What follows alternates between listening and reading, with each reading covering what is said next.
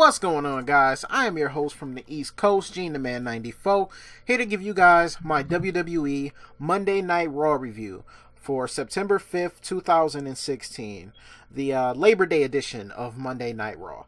Now, before I get into the review, my overall thoughts on Raw was, it was good. The first half of Raw was good, okay? I was into the show, it was fine. And then it's just something switched, and the second half of Raw just became horrible to me. I don't know what it was. But, yeah, let's get into it. So, coming off the controversy of last week, when Triple H turned his back on Seth Rollins and screwed him over in the Fatal 4-Way match, Stephanie was on the phone just saying, things need to be good for Kevin Owens because he wants a championship celebration ceremony and all of that. Mick Foley came up to her and was just like, you and Triple H made me look like a fool last week, and he wants to know why. Steph just claimed she didn't know nothing about it. She was backing Rollins the whole time, and she didn't know that Triple H was going to do that. Mick Foley was pissed, though. Like, he was just like, why would you go behind my back and do this? I thought we were a team. I didn't know you were going to do this type of thing. And then she was just like, who the hell do you think you're talking to? And then he explained. He was like, who the hell do I think I'm talking to? I'm talking to the girl that after the Hell in a Cell match I had with Taker, when I had a tooth sticking through my nose, you were the one back there with the little shy smile, and I tried to reassure you that I was okay. And that you believed in me and all of this other good stuff, reminiscing about the past. And, he was just, pretty much just saying, that's who I think I'm talking to. Please don't lie to me, but please just tell me you had nothing to do with this. She reassured him that she had nothing to do with this. She wouldn't screw him over like that. She wouldn't sabotage Raw like that. She was embarrassed, and she was dealing with it in a tough way. She was embarrassed in front of the board of directors, and she didn't know how to respond to Mick's text messages and calls, so she just pretty much ignored him. She was also embarrassed by her husband, and she didn't know, what to do. So Mick was like, you know what? I believe you. And if I didn't, that would mean you're a good liar and a bad person, and I don't believe that. So they cut to them being in the ring, and they're all dressed up for the ceremony, and, Kevin Owens comes out. Good reaction. He had on this nice little clean suit. I don't think I've ever seen him in a suit before. He had the pyro, the confetti, the balloons, the full works, everything. Owens thanks Steph and Mick for the nice celebration to celebrate him winning the Universal Championship, and the crowd was chanting, "You deserve it." He was like, you know what, you're right. And then, of course, he turned on the crowd because he's still heel. He was like, but I don't need any of you guys to tell me that. I knew I was the best already. I knew I deserved to be in this position. I knew I deserved to be champion. He was like, yeah, Triple H, gave me a little nudge, but I'd already did 98% of the job before he came in, so I was going to win anyway. But he thanks Triple H for helping him out anyway. And, so after that, Seth Rollins came out, and he was obviously pissed off. Obviously. He just came out heated, and he just stormed straight to the ring. Like, his music didn't even have the little startup build that it usually has. It was none of that. So, Seth came out pissed off and all this other good stuff. And he went straight to Stephanie, like, please tell me why you wanted to do this to me. I thought you had my back. I put this company on my back. I got hurt and came back faster than anybody. And this is how you repay me? And then she was just pleading with him that she didn't know that Triple H was going to do it. Mick Foley was like, you know what? I have her back. If she says she had nothing to do with it, then that's what she means. And then Kevin Owens just antagonizing Rollins. Rollins was like, look, I don't have a problem with you right now. I understand you're just the next pawn in Triple H's game. And it was funny because on the pre-show of Raw, they were pretty much going back to when John Cena said this would happen to Seth Rollins, and he didn't want to believe him. And now look, it happened. So that was just funny how they reminisced that. It was about a year ago to the day almost. So, then he was just like, whatever, you want to be on Triple H's side? You want to ride his bandwagon with Kevin Owens? All right, fine. I'll burn it to the ground and make you guys beg to want to come back to me. And Owens was just like, where was this passion at when you came back? Because it seems like the architect, since he's come back from injury, has only been designing blueprints for total failure. Seth was fed up with Owens. He wasn't even trying to go after him. And then he just started beating his... Man, he just went off, okay? He just went off. He just started beating him down. No remorse. Kicked him out the ring and everything. Like, Seth Rollins was in serious mode tonight. And, Owens got back on the apron. Steph's yelling at him to stop. Seth goes back and knocks him back off the apron, pretty much embarrassing him in front of his, celebrational ceremony that he was having. And then Steph was like, you know what, that's it, Rollins, you're indefinitely suspended. And then Mick Foley countered that. He was like, no, he's not. He's not suspended. We're not going to take a talent such as Seth Rollins and suspend him. We can't do that. We're not going to put him on the shelf. What we're going to do is going to make a match for Clash of Champions. We're going to make Seth Rollins versus Kevin Owens for the Universal Championship. Steph was pissed because, she didn't want him in the match. She didn't want anything to do with him. He came out, he was rage-filled, he was yelling in her face and everything else, and she wanted him gone, but Mick Foley was like, nah, we're not going to do that. He has passion, he comes out, he's hot-headed. Of course he's hot-headed. Look what happened to him last week. You can't, base this on a personal decision. You got to, use your head and not just make a personal decision. You got to make a business decision. So he makes the title match for Clash of Champions. I love what they did here in this segment. Incredible passion for Seth Rollins, and a great story has been told. Seth, who never thought he would be betrayed by his friends, the authority. They had his back. They invested in him. He turned on the Shield for them, and they turned on him, and he thinks Stephanie has something to do with it. So backstage, Stephanie was pissed at Mick Foley for stepping on her shoes and, overstepping his authority with her. He was like, you know what, you're right, I did that. I'm sorry, but I felt like that was, best for business. And he did it because he cares about what people will say. She just got hot-headed and she just suspended him because you have a history of doing that, i.e. Brock Lesnar.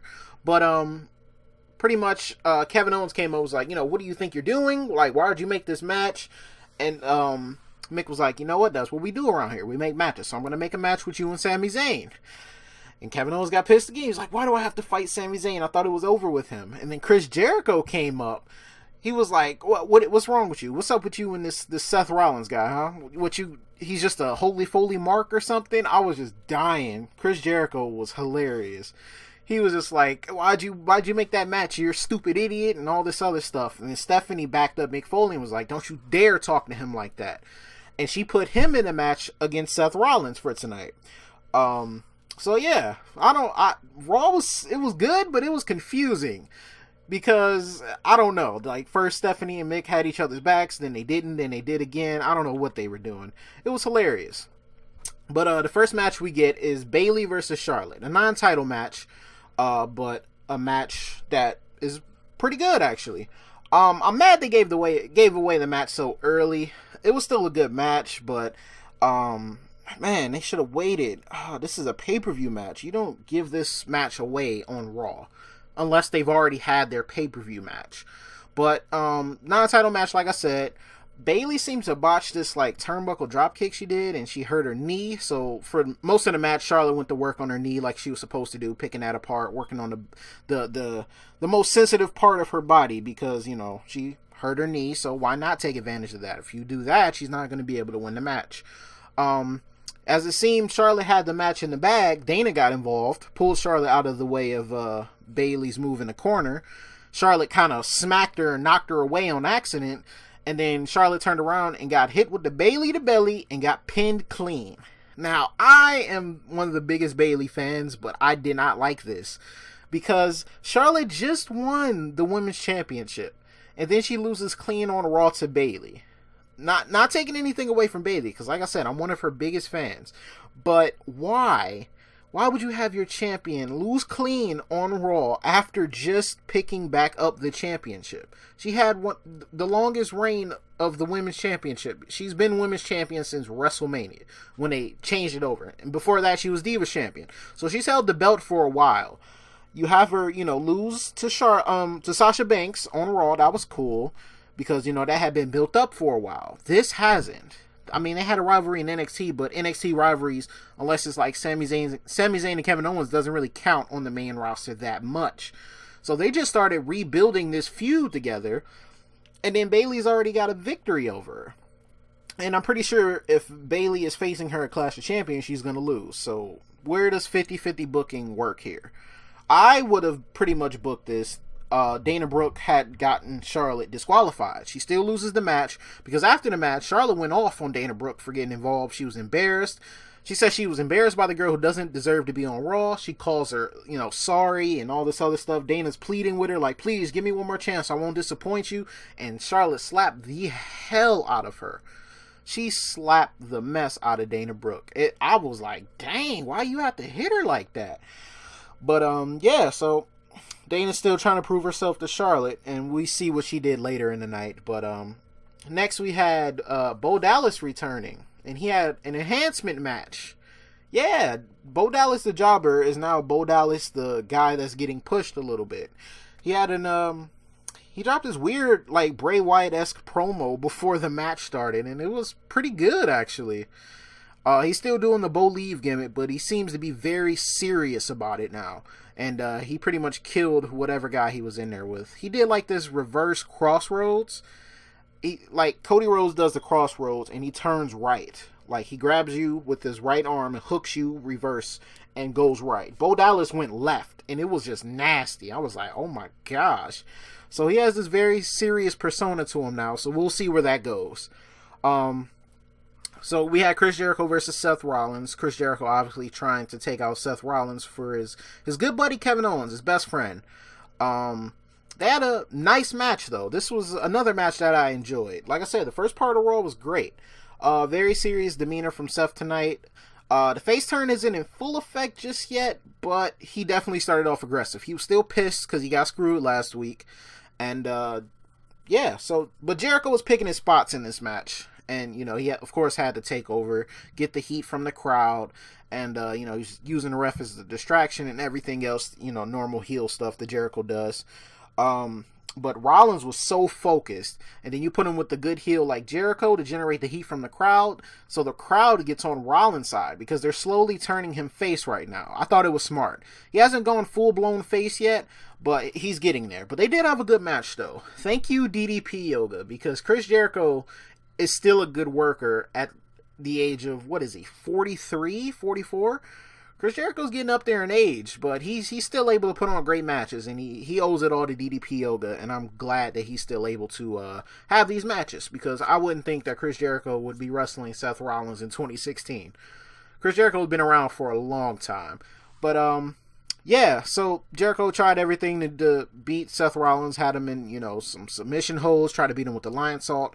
But he ultimately caught Chris Jericho with a pedigree and, stuck his tongue out, put some English on that pedigree. Obviously sending a message to Triple H that he's coming for him. And he got some unfinished business with him. So that was great. Great match between these guys. Next we have Cesaro versus Sheamus. Match 3 of 7 in the best of 7 series. Sheamus has a 2-0 lead on Cesaro.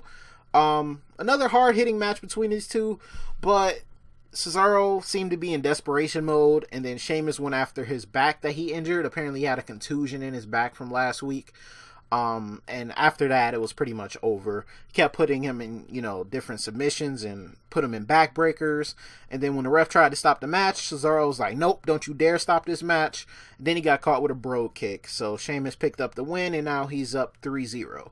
But I think he's going to Golden State Warriors this thing and lose 4 straight. I think that's what's going to happen here. I think Cesaro's going to come back. They have a match on a live show on Thursday or Wednesday, I believe. So I think Cesaro's going to win that one. And then they're probably going to have one on Raw, on the next 2 Raws. And then their final match will be at Clash of Champions, where Cesaro ultimately comes away with the victory and earns himself a future title shot, I guess. During this match and then after this is when the show kind of started to take the dip for me. The Shining Stars came out pretty much talking about Puerto Rico, the shining star of the Caribbean, whatever they did. Enzo and Cass came out. They talked about it being Labor Day. Enzo said they're a couple haters. And then they acted like Enzo was going into the labor, giving birth to a baby while they were chanting, "How you doing?" Normal Enzo and Cass shenanigans to get the crowd, entertained, pretty much. That's what they are. They had the match. I didn't really care about the Shining Stars, and I really don't. They were just fine as Primo and Epico when they first came in with Carlito. They were fine like that. And I just don't like this gimmick that they're doing now. Maybe Enzo and Cass might be breaking up soon because they lost this match. they lost this match to Primo and Epico, the Shining Stars. Yeah, they lost. I can honestly care less about this match, but the fact that Enzo and Cass lost was just ridiculous.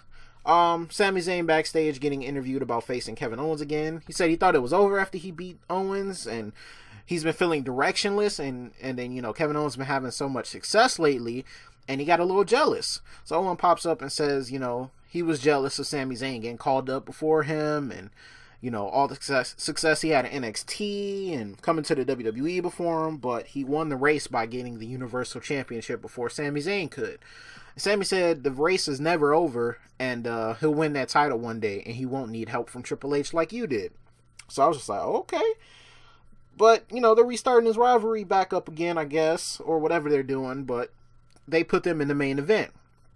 Nia Jax had a squash match with apparently Alicia Fox's good friend. The girl actually got some good offense in for a few seconds. She put her in a sleeper hold, which I think is Nia's kryptonite. I think one day when somebody does beat her on Raw, it's going to be because, you know, they choked her out. I believe that's what Bayley did in NXT, and I think that's her weakness. But she exposed that a little bit, but then Nia went on to kill her. We had this stupid segment with Anderson and Gallows as retirement doctors for the Old Fart retirement home thing, and they brought out the Old Day, not the New Day, the Old Day, and they had these old guys dressed up as the New Day, and they were coming out trying to act like the New Day, but, you know, they were too old. They had canes and, you know, motorized scooters and stuff, and this segment just was all over the place, pretty much. They were just making fun of them, saying this is what they were going to do to them at Clash of Champions, so New Day should look into the future. Of course, they came out, started making fun of, you know, the older versions of themselves, made like a penis reference. Like I said, this segment was all over the place. Then they pretty much ran away, Gallows and Anderson, tried to dance with the old guys. They tried to attack them. Then the New Day beat the old guys up. They stopped acting like old guys. And whatever. Yeah, didn't really care. It was kind of funny a little bit because, like, when they had the old guys come out, the Old Day, they had, like, their theme song really slowed down. And they had one of the old guys do what Big E does. And he just sounded like a typical old person. Like he was struggling to say it. And that part was funny. But other than that, this segment was stupid. Braun Strowman faced... I'm getting a little ahead of myself. Jinder Mahal versus Darren Young. Titus tried to interfere and failed. Then Darren Young beat Jinder Mahal. Again, don't know why they brought him back. And then he proceeded to beat up Titus O'Neil. Like I said about Alicia Fox's friend who faced Nia Jax earlier, she was checking on her in the training room. She came out and they got into an argument. And Alicia Fox went all crazy and was just telling Nia Jax, get out my face. Then she started throwing stuff at her. Something hit her in the face. Nia Jax pushed her and almost killed the poor girl. And then Alicia Fox started acting even more crazy. Like, come on, what you want to do? Come on, do something then. Let's talk about it. Or crazy Alicia Fox is back, okay?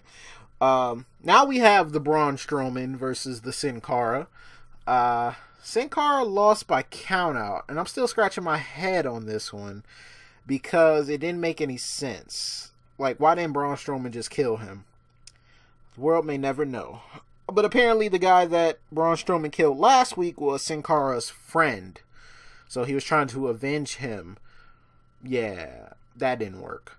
Sasha Banks been teasing on Twitter all day that she had a huge announcement to make since she was, injured at SummerSlam in her match against Charlotte. She sold it well. It was a swerve, but she sold it. She was like shaky during the whole announcement. She was just explaining the women's revolution in the past and how women paved the way for her to do what she does today, and all the little girls she does this for, and how being in the ring is an escape from whatever, and how she loves to perform for the fans. And she was tearing up and saying how her mom used to bring her to wrestling shows and all this other stuff. And then she went on to say she had an update about her condition. Dana Brooke came out and was like, you know what, I'm going to finish what Charlotte started because I'm trying to prove to her that I'm not worthless. I'm going to step my game up and I'm going to break it back.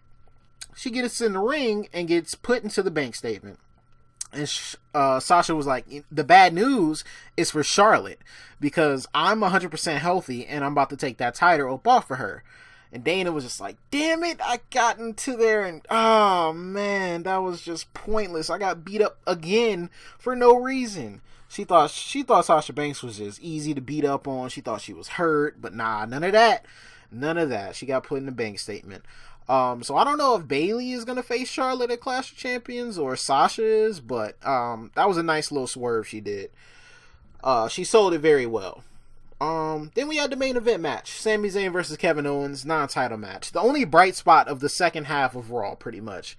No love lost between these guys, though. You know, they've been fighting literally forever. Kevin even more brash than normal because he's the champion, and just like the other matches, it was good. They know each other so well, though. They know what it takes to win the match. They know what they got to do. They know what moves they got to hit. Sami Zayn, of course, had the ankle injury. I think it was either last week or a few weeks ago, and that played into effect. And Owens was able to take advantage of that, and the match was pretty much over after that. But Sami Zayn was doing pretty good, but he landed wrong on that ankle again, and Kevin Owens took advantage. He was still gaining some offense, but when he went for the haluva kick, his ankle gave out on him. Same way it did last week. But Sami Zayn pretty much got caught into this power bomb. That was it. Wasn't a pop-up power bomb, but Owens just power bombed him and picked up the win. So, you know, he was happy. He beat Sami Zayn, his biggest rival. And then after the match, Roman Reigns, who we ain't seen all night, he came out to confront Kevin Owens. Kevin Owens ain't want no part of the Roman and the Reigns, so he left the ring. But then Chris Jericho came out, and they were obviously going to double team up on Reigns and, you know, beat him down. But then Mick Foley came out, put a stop to that, and was like, you know what, Reigns, I know you're probably mad about what happened last week as well, so you get a match against Kevin Owens next week. If you beat Kevin Owens, non-title match, you will be put into the match with him and Seth Rollins at Clash of Champions. So Roman has a chance to earn himself a spot in the Universal Championship match at Clash of Champions. I don't think he's going to win next week, though, because, you know, the thing with Rusev hasn't had its payoff yet, so I think Rusev will return next week. I think he's on his honeymoon with Lana right now, so that's what they're doing. They're in Bulgaria or wherever they are.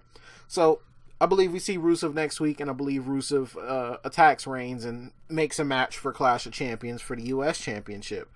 So, yeah, we'll see. Then, of course, Jericho tried to get in and still attack Reigns and got speared. And that was pretty much how Raw ended. Like I said, good first half, terrible second half, except the main event match. And other than that, it was okay. Nothing too great. If the second half of Raw was better, I would care more. I would give it a better grade, a better review. But the second half was just terrible. It was hard to sit through, to be honest. But I want to know what you guys think. Let me know in the comment section down below how you guys felt about Monday Night Raw. If you enjoyed the review, please give a like on the video. It really helps the channel out. And subscribe if you guys are new. And thank you guys for watching. I'll see you guys tomorrow for my Smackdown Live review. And I'll talk to you guys later. Peace.